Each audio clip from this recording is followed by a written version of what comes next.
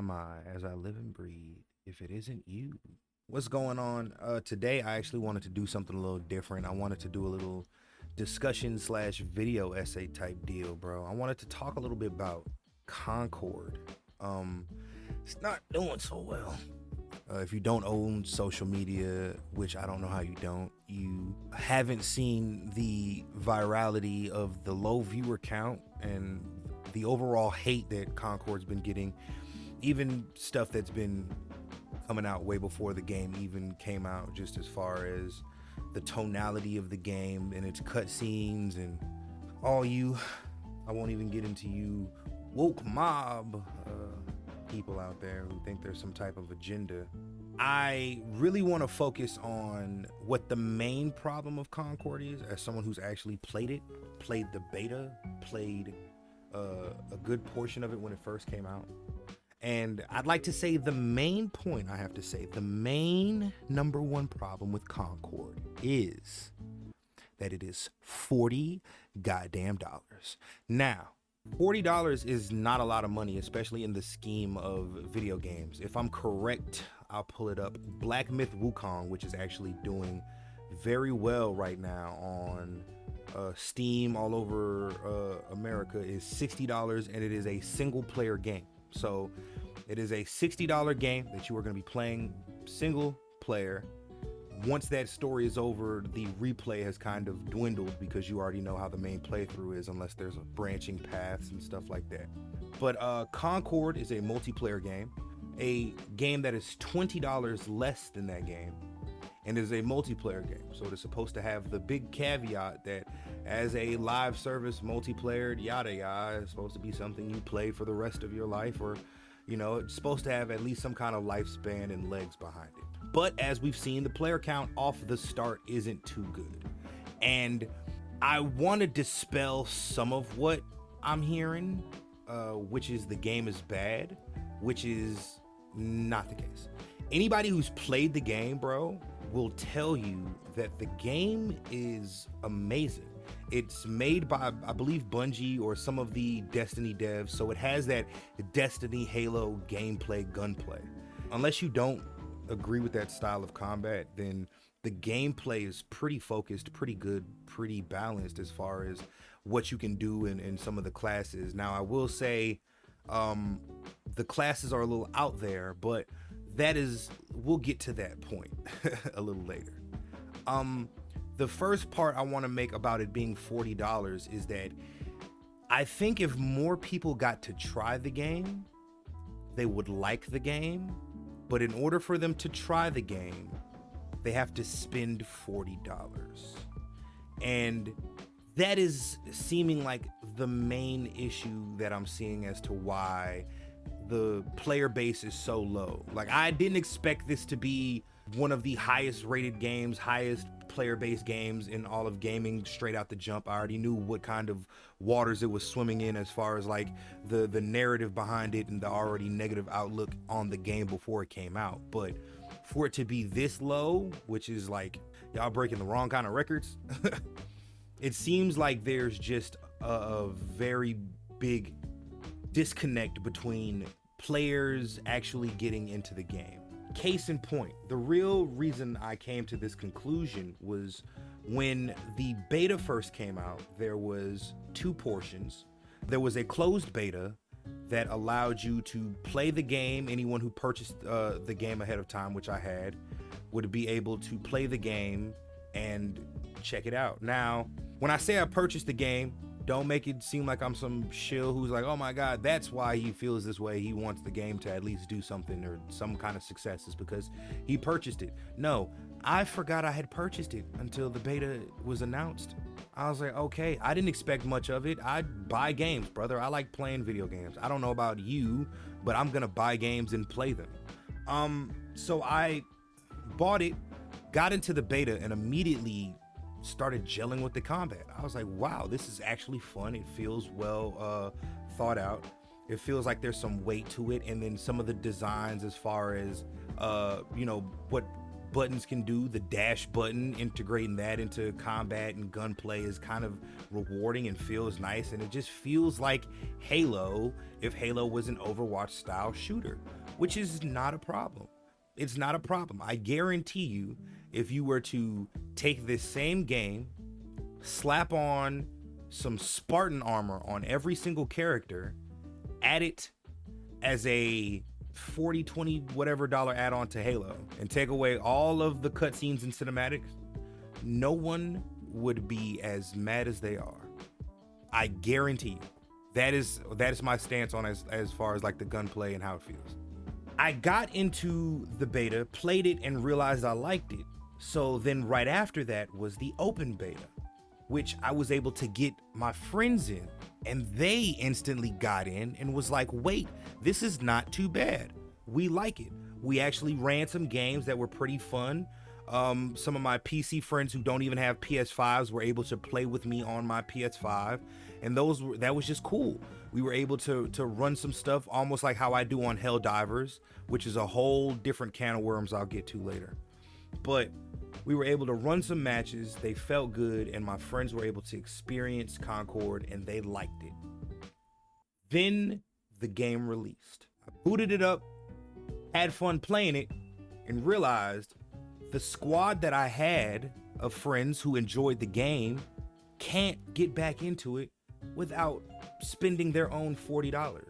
I feel like this game would thrive, or at least gain some kind of momentum, because right now it is just in the dirt. It could rise from the dirt, if that's a sentence, a saying, if it had tiers. I think there should have been a free tier that's like the base tier that has almost like multiverses, where you get 2 characters that are steady unlocks and 2 other characters that rotate every week unless you buy the $20 tier. The $20 tier gets you maybe half or all the characters, but locks you out of cosmetics and all this other crap. Then you get your $40 tier, which is the actual game that we have now, which gives you everything. So you don't have to worry about any of that stuff. And people have the choice. I just feel like if you're going into this having to pay, especially when you're trying to get people onto this idea that's very foreign, but then also a copy and paste, I can't tell you that the timing of Marvel Rivals did not help this situation at all. But the fact that Overwatch is free, which, hey guys and gals, it used to not be. Y'all remember that? When Overwatch wasn't free? And Marvel Rivals coming out, which is going to be free, and then I'm also dropping that blockbuster of, hey, it's free with all the characters. But I don't even really want to talk about Marvel Rivals too much. Just my feelings on those might be in a different video. All of these compounding interests hit Concord like a ton of bricks. And if they were to recover, they might have to lose some goodwill with us $40 payers and open up some free tiers. That's all I'm saying. I know there's people out there who could also see the brunt of it being, hey, if you do open up a free tier, us people who paid $40 for the game, or those deluxe edition people, they're kind of getting screwed because we had to pay. I wouldn't have paid if there was no free edition, which, as someone who likes Concord, I would not have paid $40 if there was a free edition. Also, on the back end of that, I have heard the argument that the reason there is no free edition, or that you have to even pay $40 to get in the door, is because the design cost and the things of that nature, as far as the way they're building the game. With that being said, that is also a Sony issue. Now, let me start this by saying, if you use the word Sony Pony or Xbox, your brain most likely leaks out of your nose sometimes when you sneeze. You are a dumbass. Just play games, bro. Don't have to console dick ride anybody. Let me preface this by saying that I probably have more of an affinity for Sony, being that the PlayStation 1 was my console that I grew up with when like I was first getting into video games or first understanding what they were. Memories of sitting next to my mother playing Doom and Silent Hill right next to her are some of the best memories I'll ever have in my life, and they are probably the reason I'm so ingrained into video games today. That being said, one of the greatest video game consoles I've ever owned in my entire goddamn life is the Xbox 360, probably the premier console on the planet. There is not a console before or after it that has really touched the levels of what an Xbox 360 has been, bro. So I love games wherever they're good at. I also love Nintendo. Hey Nintendo, don't leave you out.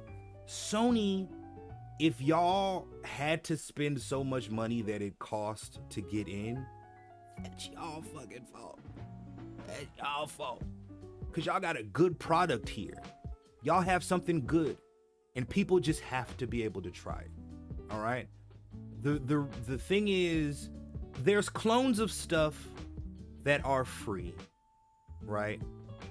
But if the originators are free, you can't then charge. Do you get me? Case in point, when Overwatch was a paid game, I believe there was an Overwatch type game that was out on Steam that was free. I don't remember what it is, but it might be showing up on screen.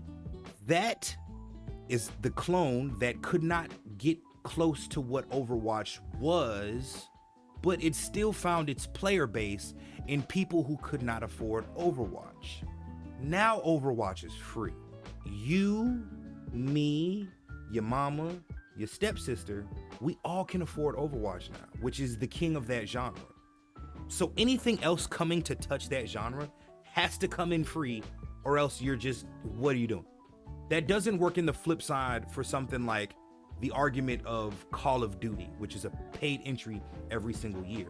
That's the originator, the innovator. Something trying to compete with it like X-Defiant being free doesn't really match up because it's still not the game. If Call of Duty went free, there probably could never be another FPS on the planet that could have a price tag next to it and justifiably stand, shoulder with it at all.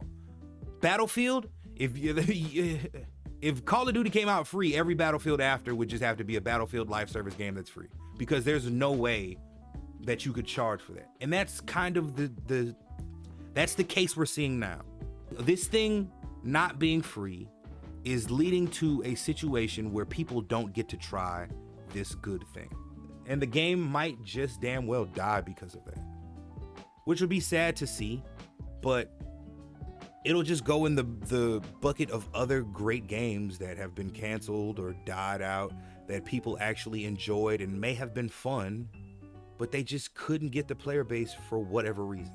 Now, Concord has the opportunity to do the coolest thing in video game history that they can right now, which would be the most quintessential Phoenix rising from the ashes moments and actually build a player base and build a cult following that stays around and pays enough money so that you guys can actually get your shit together and actually see some kind of traction.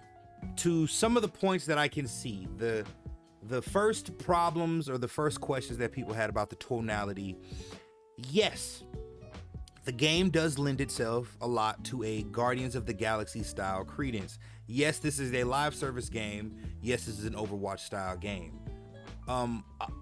A lot of you guys in the comments of stuff or on Twitter, I have to guess that you are under 18. And if you aren't under 18, then you just don't understand how video games work and that they take multiple years to make.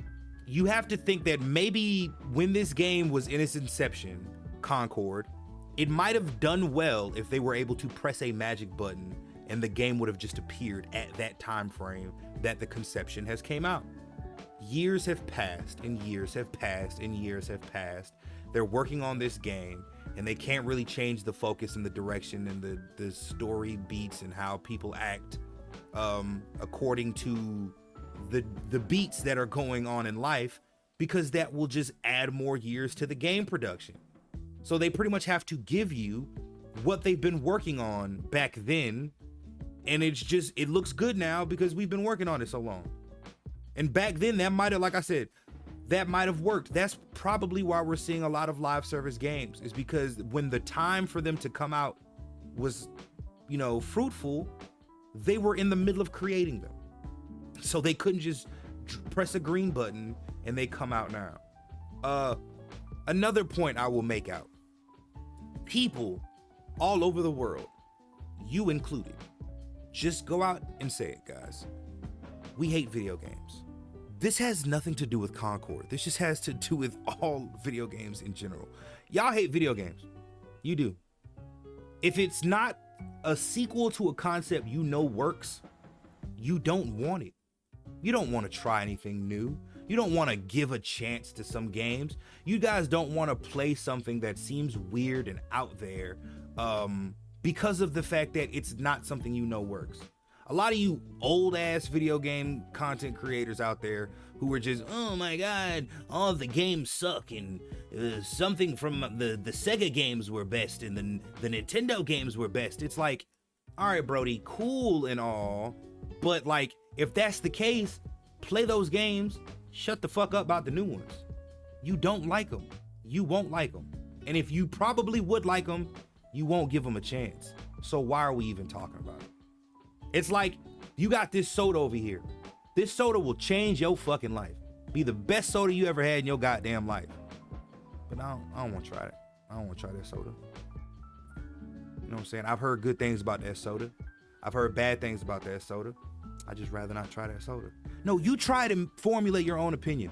The coolest shit on the planet to me, bro, is somebody being their own person, formulating their own opinions. Not being like, I did this thing because people are saying it's the thing. No, nigga, I like this movie. No, bro, I like this movie. I like this show. I like this video game because it's good to me. It's always cool to hear somebody be like, oh, bro, I like this game that no one's heard of or that people didn't actually like.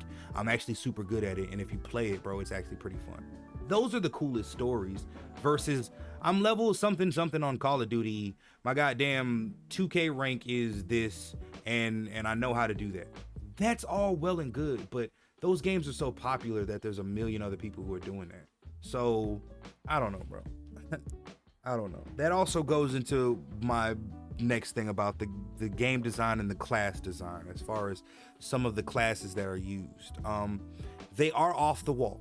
They are a little bit weird as far as the ideas and things that the characters are expected to do. Now, like I said, this just goes into people not wanting to try new things, but if a design doesn't fit into the specs of something that you've already seen before and work this way, then it's odd.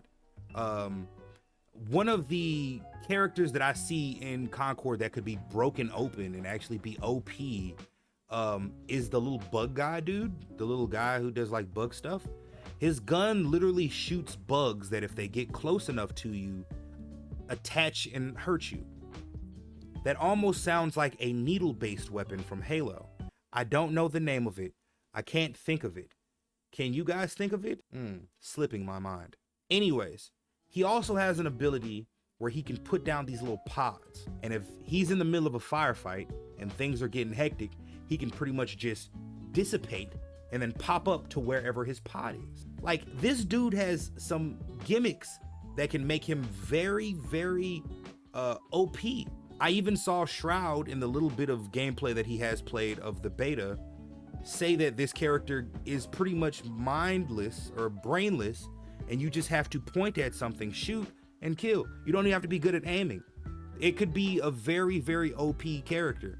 And even in the games that I do play where people are in them, there's nobody using this character.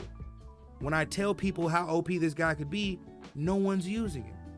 It's because of the fact that he does not fit the normal design and combat limitations that people are expecting and used to. It's a weird bug dude who shoots bug things.